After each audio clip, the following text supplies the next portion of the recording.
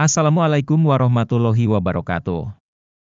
Imam Syafi'i merupakan pendiri mazhab Syafi'i, yaitu mazhab fikih yang banyak pengikutnya.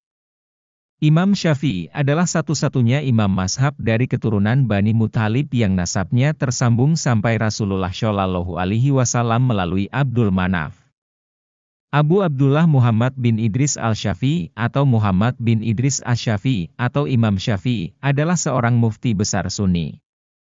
Beliau lahir pada tahun 150 Hijriah atau 767 Masehi di Gaza, Palestina. Pada tahun yang sama wafat Imam Abu Hanifah, seorang ulama besar Sunni Islam, dan beliau wafat pada malam Jumat menjelang subuh pada hari terakhir bulan Rajab tahun 204 Hijriah atau tahun 809 Masehi. Beliau dinamai ayahnya, Idris bin Abbas, ketika mengetahui bahwa istrinya, Fatimah Asdiyah, sedang mengandung.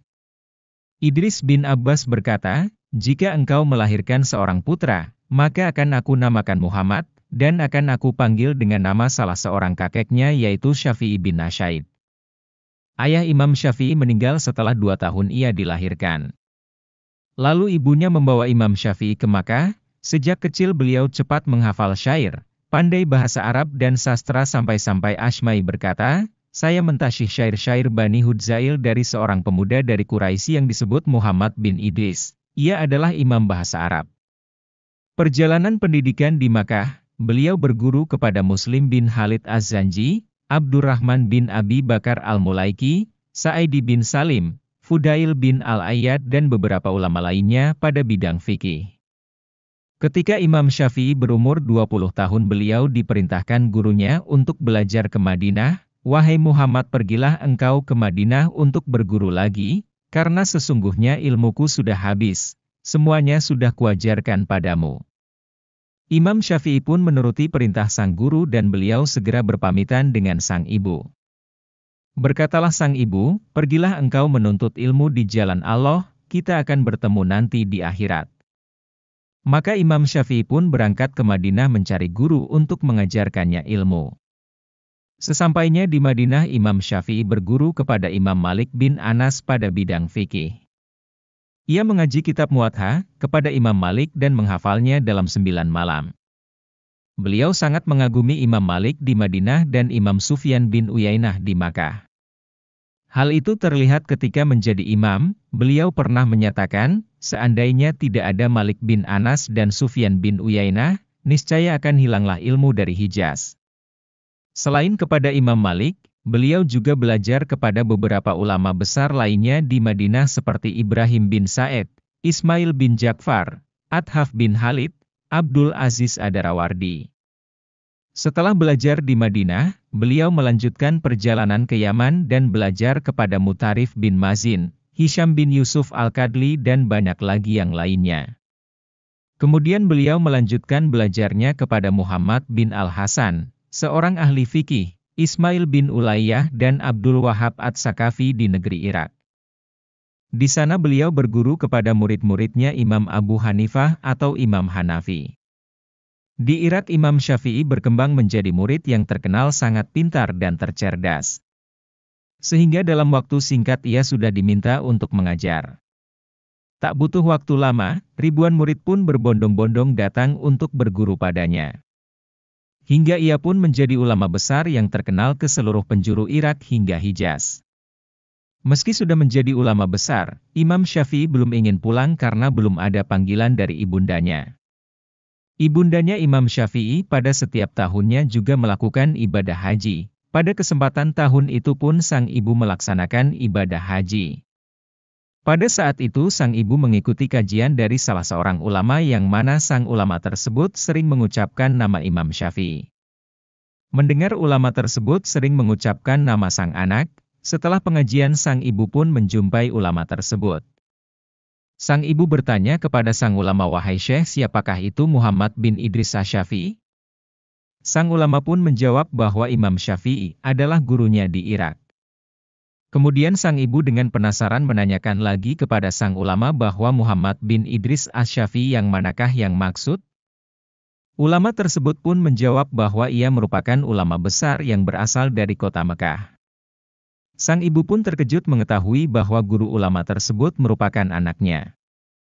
Kemudian sang ulama menyampaikan kepada ibunya Imam Syafi'i bahwa ia ingin berpesan apa kepada sang anak.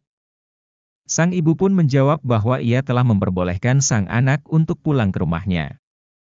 Sesampainya sang ulama tersebut di Irak, ia langsung menyampaikan pesan tersebut kepada sang guru. Imam Syafi'i yang mendengar kabar tersebut langsung bergegas untuk pulang ke Mekah. Mendengar kabar sang imam ingin pulang, penduduk Irak sangat sedih, namun mereka tidak bisa berbuat apa-apa. Ketika sang imam ingin pulang, masyarakat serta sang murid pun telah menyiapkan bekal kepada sang imam. Karena sang imam telah menjadi ulama besar di Irak, ia pun menerima bekal yang sangat banyak, ratusan ekor unta telah diterimanya dari masyarakat dan muridnya di sana. Sesampainya sang imam di pinggir kota Mekah, ia pun memerintahkan sang murid untuk memberitahukan sang ibu bahwa anaknya telah berada di pinggir kota Mekah.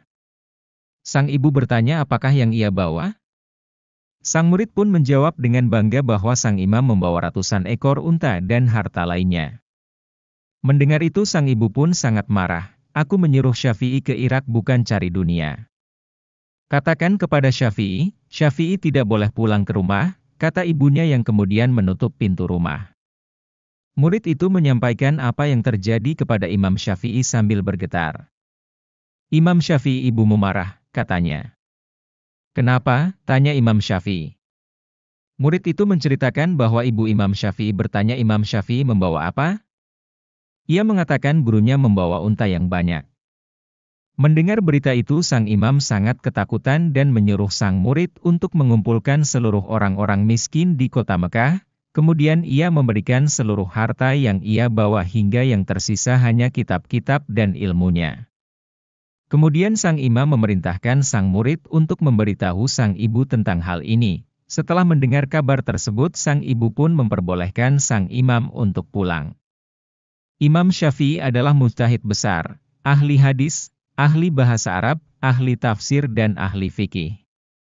Dalam bidang hadis, Imam Syafi'i dikenal dengan gelar Nasir as-Sunnah, pembela sunnah Rasulullah Shallallahu Alaihi Wasallam.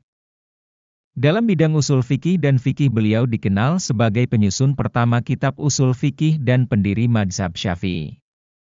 Madzhab Syafi'i adalah aliran fikih hasil dari ijtihad Imam Syafi'i yang disimpulkannya dari Al-Quran dan Sunnah Rasul. Madzhab ini mulai muncul di Mekah melalui halakoh pengajiannya di Masjidil Haram, kemudian berkembang ke Irak, Mesir sampai Indonesia. Madzhab Syafi'i merupakan aliran fikih yang secara kronologis menempati urutan ketiga dari 4 madzhab besar, yaitu madzhab Hanafi, Maliki, Syafi'i dan Hambali. Imam Syafi'i adalah pakar jurisprudensi Islam, seorang tokoh yang tidak kaku dalam pengambilan hukum sehingga tidak segan-segan untuk mengubah penetapan yang semula telah beliau lakukan untuk menggantinya dengan hukum yang baru karena perubahan keadaan lingkungan yang dihadapi. Karena pendirian beliau yang demikian itu, maka muncullah apa yang disebut Qaul Qadim sebagai hasil ijtihad yang pertama dan Qaul Jadid sebagai pengganti keputusan hukum yang pertama. Imam Tajudi Subki mengungkapkan bahwa orang Syam dan Mesir adalah markas penganut Madzhab Syafi'i. Adapun di negeri Hijaz sejak lahirnya Madzhab Syafi'i tahun 200 Hijriah, urusan mahkamah, tablik dan keimanan di Mekah dan Madinah adalah di tangan ulama-ulama Syafi'iyah. Sejak 564 tahun yang lalu, di Masjid Rasulullah di Madinah orang-orang bertablik dan sholat atas dasar Madzhab Syafi'i, kunut saat sholat subuh, mengeraskan bismillah, mengifrodkan qomat dan masih banyak yang lain. Pengikut Madzhab Syafi'i tersebar sampai Asia Tenggara yaitu Filipina, Malaysia, Brunei dan Indonesia. Itulah kisah dan asal-usul Imam Syafi'i, semoga kita bisa mengambil pelajaran dari kisah di atas. Wallahu a'lam bishawab. Wassalamualaikum warahmatullahi wabarakatuh.